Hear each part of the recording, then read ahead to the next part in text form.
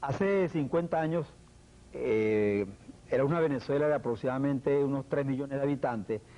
Fue fundada FEDECámara, la Federación de Asociaciones y Cámaras de Comercio y Producción. Fue una iniciativa de la Cámara de Comercio de La Guaira y el mundo estaba inmerso en la Segunda Guerra Mundial. Eso significaba que en países como Venezuela y en general en casi todo había un periodo de desabastecimiento y de escasez y seguramente de especulación con los precios. Esto llevó al gobierno del general Medina Angarita a establecer unos mecanismos que se llamaron juntas reguladoras de precios, muy elementales, muy primitivos, para tratar de contener esa especulación que en ese momento se produjo. Y un poco en ese marco y como respuesta al sector empresarial y particularmente el comercio, era una Venezuela, repito, con una economía muy incipiente, se creó la FEDECámara con 21 asociaciones y cámaras. Ahora, hace poco terminó su asamblea anual que se celebra, entre otras cosas, en el marco de este medio siglo de existencia. Pero además, en el momento en que el país vive una situación económica bien compleja, con una crisis que se observa no solo en el campo de la economía, sino de la política social, ética, etcétera, ¿no? Y hemos invitado hoy para conversar sobre esa asamblea, sobre su proyección y sobre algunas de sus conclusiones a Edgar Romero Nava, que es el presidente de FEDECámara, reelecto precisamente en la sesión, creo que la del sábado, ¿no? Queremos pues en primer lugar felicitarlo por su reelección y un primer planteamiento quiero formularle.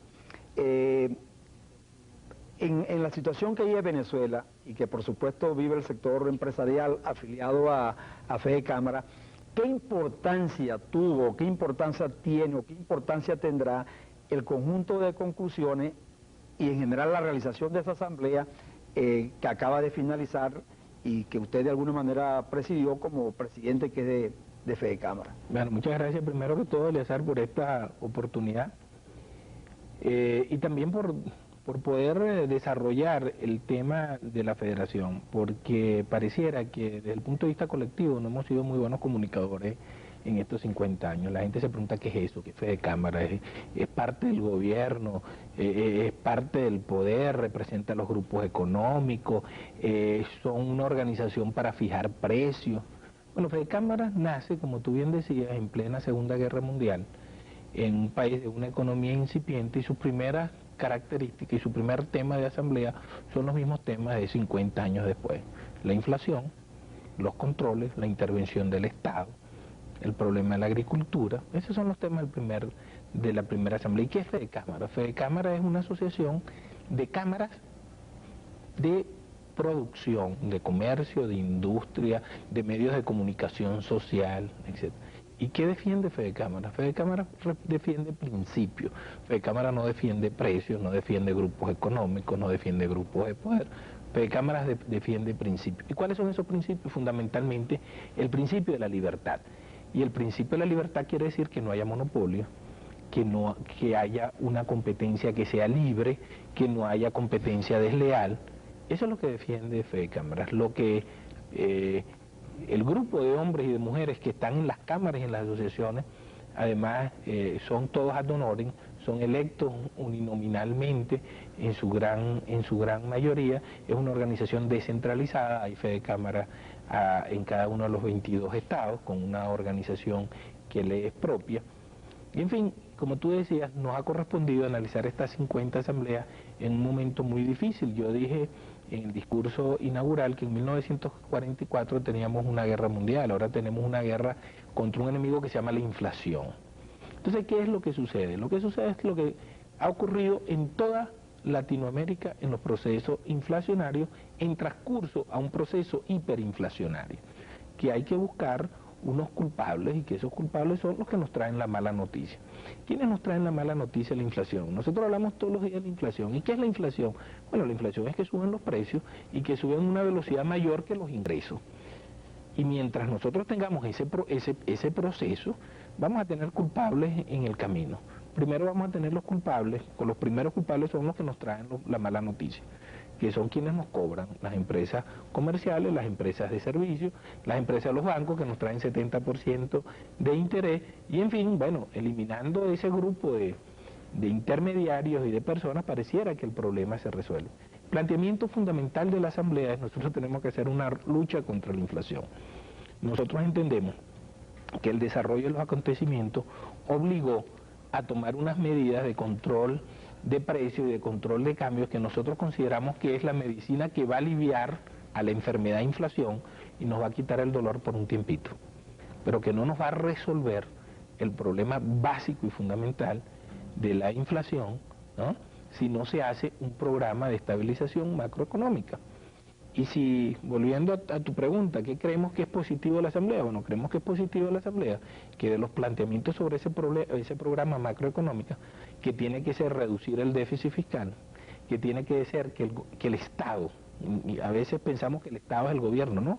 El Estado son las gobernaciones, son las asambleas legislativas, son las municipalidades, son las empresas del Estado, esto es el Estado, BTV, es el Estado. Todas estas empresas puedan tener presupuestos equilibrados, es decir, que no tengan déficit, que no gasten más de lo que le ingrese, las universidades. Entonces, ¿qué hay que hacer? Hay que hacer un plan para lograr de que se llegue en un periodo que no pensamos que pueda ser menor a 3 años, de 3 a 5 años, que esto no es de la noche a la mañana, ¿no?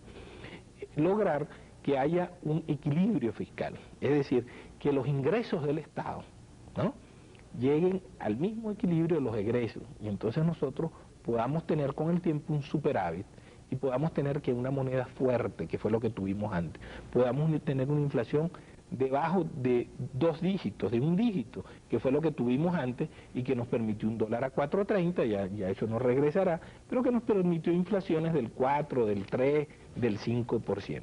Entonces, la economía como tal está trastocada.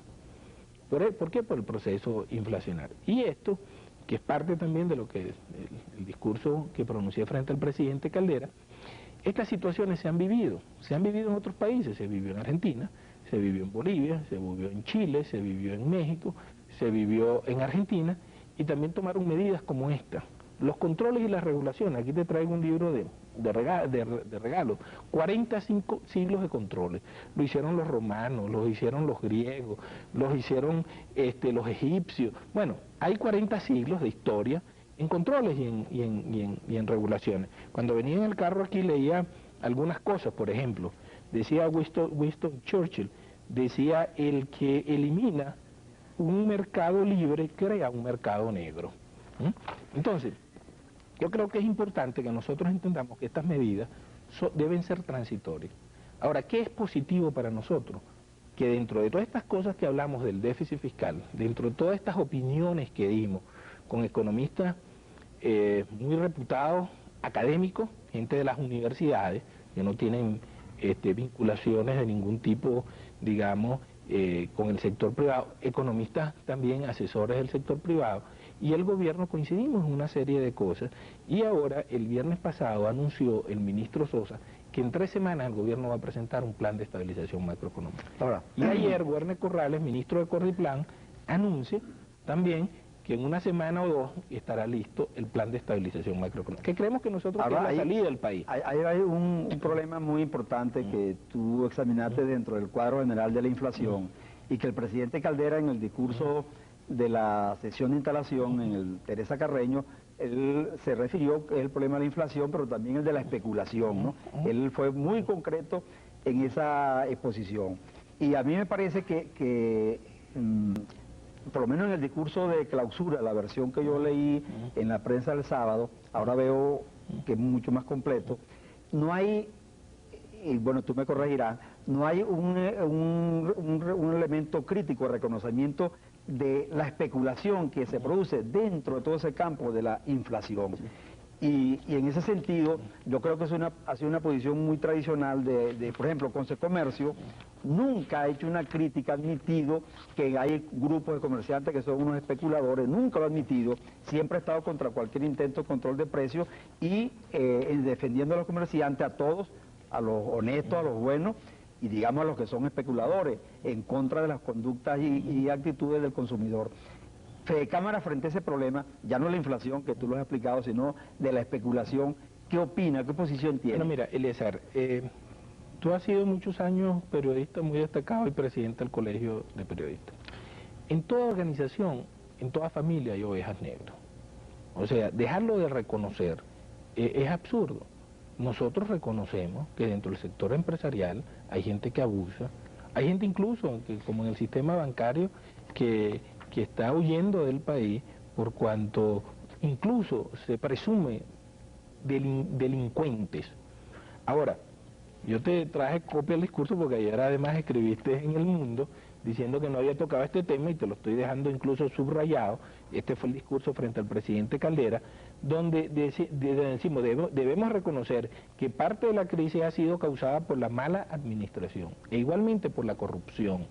Y esta, como hemos manifestado en diferentes oportunidades, porque lo había manifestado en el discurso de la Cena de la Unidad Empresarial frente a Caldera, ¿okay?, del presidente Caldera, como hemos reconocido en diferentes oportunidades, no ha sido de la exclusividad de ningún sector. Esto no es que la corrupción es de los políticos, es de los copolíticos, es de los gremios, es de los empresarios. Esto, nadie tiene su golpecito eclesiástico, su golpecito militar. Ahora, lo que no podemos hacer nosotros como país, ¿no? Nosotros decimos, hay que castigar a quienes delincan, independientemente de su posición empresarial o la que sea. Lo que no podemos es llegar a cambiar, como si aquí en Venezuela hubiera pasado una nube en los últimos 5 años y toda la gente honesta se convirtió en especuladora y se acabó la corrupción, porque ahora lo que se habla es la especulación. Mira, aquí hay un proceso económico grave en el país, que creo que el gobierno lo está abordando, ¿no?, y va a presentar las soluciones debidas.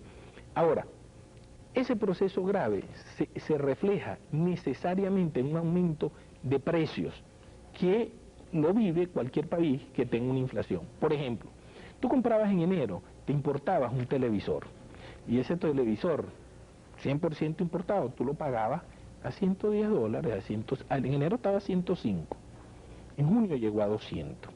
La gente a veces se pregunta sobre este proceso económico y dice, mira, pero es que el agua se hace en Venezuela, ¿por qué hay un impacto en el agua?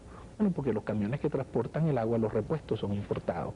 Porque la planta que envasa el agua, los repuestos son importados. Porque nosotros, desgraciadamente, como país, no hemos podido desarrollar nuestras exportaciones. Y porque estamos en un proceso inflacionario que tenemos que combatir. Ahora, en Venezuela, ¿qué es lo que hemos hecho hasta ahora? Combatir las consecuencias. Por eso a veces yo digo, mira, si hacemos un símil y decimos, vamos a acabar con todos los comerciantes, los matamos a todos. Ahí en ese libro, en tiempos mataron a la gente, los matamos a todos. ¿Tú crees que el día siguiente se resuelven los problemas y bajan los precios? Entonces, si nosotros no vamos a las causas del problema económico, porque este país, que es un país que sigue siendo un país rico, sí, porque hemos tenido este proceso, algo tiene que pasar.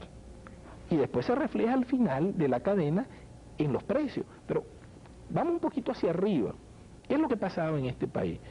En este país lo que ha sucedido es que lo hemos administrado mal.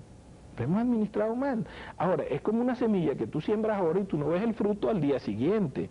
Este gobierno y este momento está recogiendo años de errores y el fruto de esos errores que se cometieron durante el transcurso de los años. ¿Y qué hemos encontrado nosotros, que también te lo traigo aquí en 50 años de historia? Son las proposiciones que durante 50 años le hemos hecho al Estado para que corrija el problema estructural del Estado. ¿Qué es lo que ha sucedido? Hemos tenido una grandísima suerte.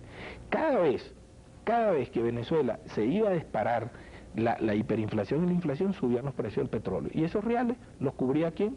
El precio del petróleo. Y nos olvidábamos y seguía la fiesta. Pero tenemos unos años en que cosas que vendimos, petróleo que vendimos a $36, ahora lo estamos vendiendo a 12. Entonces esa diferencia, ¿quién la llena? La llenamos con exportaciones, la llenamos con trabajo, la llenamos con productividad. No, no la llenamos. Mejoramos las escuelas, la educación, la salud, la seguridad. No, no lo hicimos. Ahora, yo creo que la gran pregunta es, ¿estamos a tiempo? O sea, miremos al futuro, ¿tenemos salida? Y nuestra respuesta aquí es sí tenemos salida. Y la inflación sí tiene solución. Ahora, tenemos que hablar de algunas cosas que va a empezar a hablar el gobierno, dentro de poco tiempo, cuando presente su plan de estabilización macroeconómica, que a la gente no le va a gustar. A la gente no le va a gustar, por ejemplo, que el canal necesita 5.000 millones de bolívares o 2.000 millones de bolívares y no los hay. A las universidades no le va a gustar que necesitan, no sé, X número de millones de bolívares y no los hay. ¿Ok?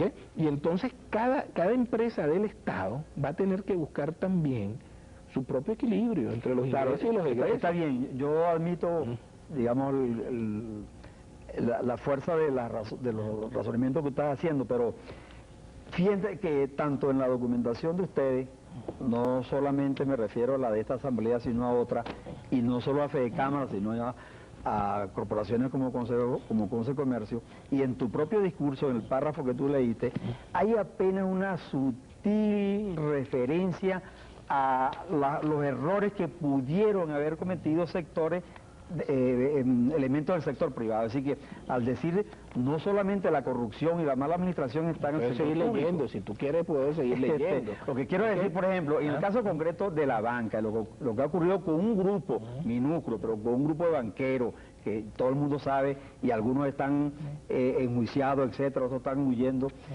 que nunca había ocurrido en la historia, digamos, contemporánea de Venezuela. Ahí es donde yo veo que, por ejemplo, que Fedecámara, la banca es muy, digamos, cuidadosa en el tratamiento de ese grupo delincuente, mientras el presidente Caldera, por ejemplo, se lo dijo en Fedecámara, que era un grupo, una mafia organizada, y la propia iglesia que estaba reunida en la conferencia episcopal en esos días también hace un señalamiento crítico a ese sector. Lo que ustedes dicen es demasiado suave para la gravedad de la conducta en que ellos han incurrido. Y por eso yo creo que es un problema que tú planteas al comienzo, o lo comentábamos antes de estar en pantalla, de que si no se saben difundir su imagen, etcétera. Posible, mira, pero yo creo que más que eso es precisamente esa inhibición. Mira, no hay inhibición. Nosotros hemos sido bien claros y bien categóricos que todo el que sea procesado y culpable sea castigado con todo el peso de la ley. Que sea castigado con todo el peso de la ley. Ahora mira, por supuesto, con el sector bancario, no, porque hay otra cosa bien importante en todo esto, Eleazar, que a nosotros nos preocupa mucho, que es que estamos perdiendo el rumbo como país en las cosas que son básicas y fundamentales en cualquier sociedad civilizada. Porque hay un principio que son los principios del derecho del hombre y del ciudadano, donde todo el mundo es inocente hasta que se demuestre que es culpable, donde todo el mundo tiene derecho a un proceso con sus huesos naturales, donde todo el mundo también tiene derecho, de acuerdo a la graduación de los delitos, a la libertad bajo fianza. Y nosotros a veces pareciera que perdiéramos el norte. A mí me preocupa mucho esto de los procesos sumarios, esto de que haya que suspender las garantías para aplicar la ley. Mira, nosotros vemos películas aquí con ustedes y con todos los canales todos los días y vemos que la policía llega a una casa y dice, mire señor, aquí yo traigo una orden de un juez. Y ya está, y se acabó. Usted con una orden de un juez puede ir a cualquier acaparador, a cualquier especulador, a cualquier distribuidor de droga, a cualquier que esté tratando de acabar con el régimen democrático. Que no se vaya antes. Espérate un momentico. ¿Tú recuerdas cuando el caso del Banco Latino, más bien se acusó al gobierno de que permitió precisamente por cumplir la ley, que se fueran casi todos los que tenían acto de detención del caso Latino, que eran como 80, ¿no? Ninguno pudo ser detenido hasta que ellos mismos se entregaron. Entonces ahora, para tratar de impedirlo, se suspende esa garantía. Eleazar, pero espérate un momento, es que yo creo que esto es realmente de fondo como país. Yo estoy y tú estás dolido porque nos han robado, porque nos han estafado, porque nos sentimos que nos han robado. Pero hay un ordenamiento que tenemos que respetar sobre todas esas cosas. Claro, entonces o sea, como país nosotros no podemos decir, mira, aquí entonces de la noche a la mañana, entonces aquí no hay regla. Recuérdate que lo más importante de un país es las regulaciones. ¿Tú sabes lo que son las regulaciones? Tú y todos lo sabemos, son las reglas. Las reglas del juego son estas. Sí, así es, claro. Ahora, yo cambio las reglas del juego y le doy una patada a la mesa, ¿ok? Porque sucede que de repente salieron unos ladrones. Entonces, yo creo que como país, fíjate que el Congreso inmediatamente dictó una ley y empezó a regular estas situaciones, y lo que está haciendo hoy en día el gobierno de tomar bienes, lo podía hacer sin necesidad de suspensión por la misma ley de emergencia bancaria que se dictó. Entonces, lo que nosotros tenemos que ver es que estamos en un momento bien difícil, y en un momento que trae confusión, pero un momento que no podemos perder el norte, no debemos perder el norte. Y tenemos que ir a las causas de los problemas y tenemos que poner preso a los vagabundos, sean banqueros, sea gente que abuse, ¿no? Los tenemos que poner presos, pero no podemos perder el norte del país. Y el norte del país, lo que nos preocupa a nosotros fundamentalmente con esto es que no ataquemos el problema inflacionario y nos quedemos solamente por las ramas. Y creo que en parte del discurso tocó, y el presidente Caldera después me lo comentó positivamente, que este es un país que es de todo. Yo termino diciendo, este país es de todo, y hay un barco que se llama Venezuela, y estamos montados todos, ok, hay gente que hay que tirar por la borda porque son unos vagabundos, bueno, tíralo a eso, pero no hundas el barco, ¿okay? Y entonces, ¿qué es lo que tenemos que buscar? Tenemos que buscar, y creo, y si me dices dónde pienso que la Asamblea ha sido exitosa, es en el reconocimiento ya, ¿no?, de atacar el problema con un programa económico, de estabilización macroeconómico, que sea confiable, que sea coherente, que se pueda mantener en el tiempo, que nos dé la confianza nacional e internacional, ¿no?, que es lo que realmente va a lograr que saquemos a Venezuela de este escollo en que nos encontramos. ¿Cómo ven tú el proceso de recuperación de la economía, digamos, a corto y mediano plazo? Mira, si no hay un programa, porque al final, a ti te nombraron presidente de esta institución, y tú tienes que empezar a ver unos balances, tienes que empezar a ver una serie de documentación que es lo que te da, bueno, cuáles son tus costos, cuáles son tus ingresos en propaganda, las deudas, ¿okay?, cuáles son tus deudas, cuáles son tus tasas de interés que estás pagando por esa deuda, y en un momento tú te das cuenta que tu empresa puede estar quebrada, puede tener salvación, ¿okay?, o que necesitas lo que está necesitando el país. El país está necesitando fundamentalmente dos cosas. Yo las llamo las 2T. Está necesitando tasas de interés que pueda pagar y está necesitando tiempo para producirla. Si estos dos requisitos no se dan, vamos a seguir viendo el colapso de las empresas. ¿Y qué significa las empresas? ¿Qué significa los empresarios? Significa puestos de empleo, no significa más nada. La gente dice, bueno, ¿y qué es que lo que sirven los empresarios? Es que nos tienen que dar reales en potes de leche. No, los empresarios sirven para tener fuentes de empleo y generar riqueza. Entonces, cuando tú generas riqueza, puedes repartir riqueza. Cuando generas pobreza, repartes miseria, que parece que hemos sido muy buenos en los últimos años haciendo eso como país. Entonces, nosotros necesitamos fortalecer a la economía. ¿Y cómo vamos a fortalecer a la economía? Nosotros tenemos una institución que se llama Estado, que es todas estas cosas que hicimos. Bueno, tenemos que buscar un plan donde cada una de las diferentes empresas busque su punto de equilibrio y busque una estabilidad en sus ingresos y en los egresos en un plazo que sea razonable. Hay otras que hay que salir. Yo hablaba aquí, por ejemplo, de la privatización. La privatización ha significado para el país 2.400 millones de dólares que le entraron fresco al Tesoro Nacional. Pero ha significado también 43.000 empleados que antes estaban en la nómina del Estado, que ahora están en empresas privadas. Y ha significado 31.000 trabajadores que ahora son accionistas de las empresas en que trabajan. Entonces, tú por un lado le das ingresos a la nación, por otro lado le quitas la nómina en puestos de empleo, por otra le cobras impuestos a esa gente que ahora sí produce ganancias, y cobraste creo que 15.000 millones de bolívares en impuestos el año pasado por ese rubro, y por otra le das una participación a los trabajadores. Entonces, tenemos que ir hacia allí. Tenemos que buscar que entonces la economía, esta gente, extranjeros y nacionales, que tienen fondos, que tienen dinero, puedan venir porque hay confianza, puedan venir, esos capitales puedan venir a invertir en esas empresas, a que sea más negocio invertir que ser rentista, que es lo que hemos sido en los últimos años. La gente se liquidaba de los trabajos para vivir con el producto de las prestaciones, de los intereses. Los empresarios, algunos liquidaban sus negocios para vivir y no tenían inspectores, no tenían impuestos que pagar, porque además era libre de impuestos sobre la renta. Entonces el país tiene que tener esta conversión, y creo que por lo que hemos analizado, por lo que hemos visto también como respuesta del Ejecutivo, tenemos que ir hacia un plan de ordenamiento de la economía.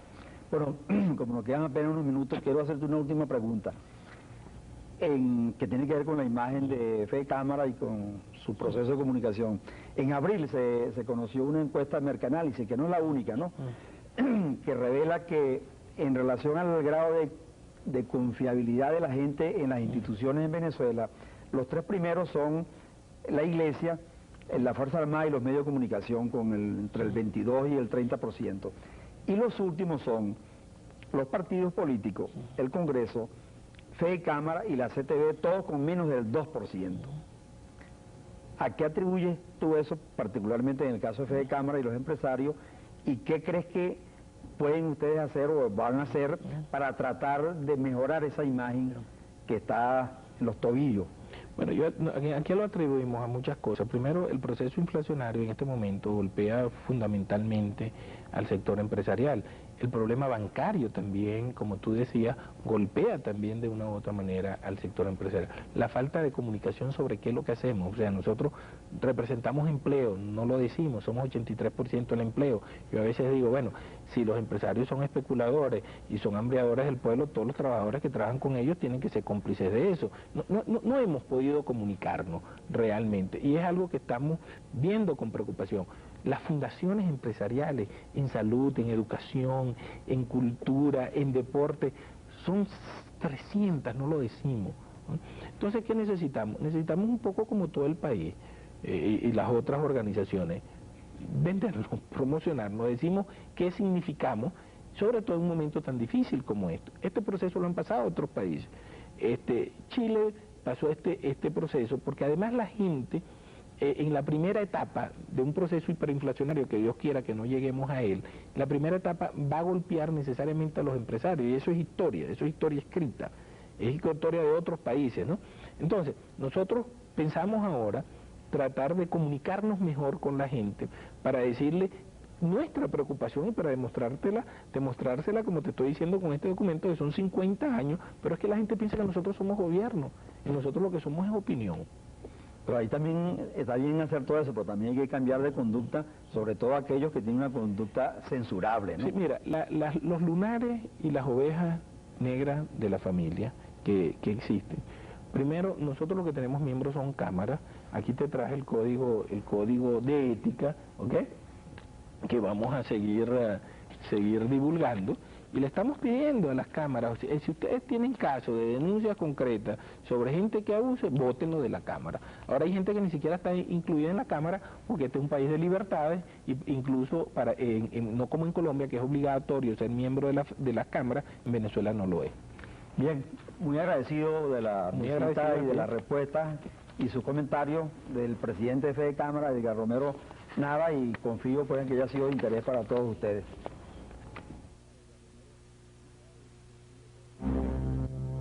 Venezolana de Televisión, el canal de los venezolanos, presentó la noticia en su emisión meridiana. Vean ahora favoritos de Monitor Hípico, luego en Gran Cine de Siempre, Padre Nuestro.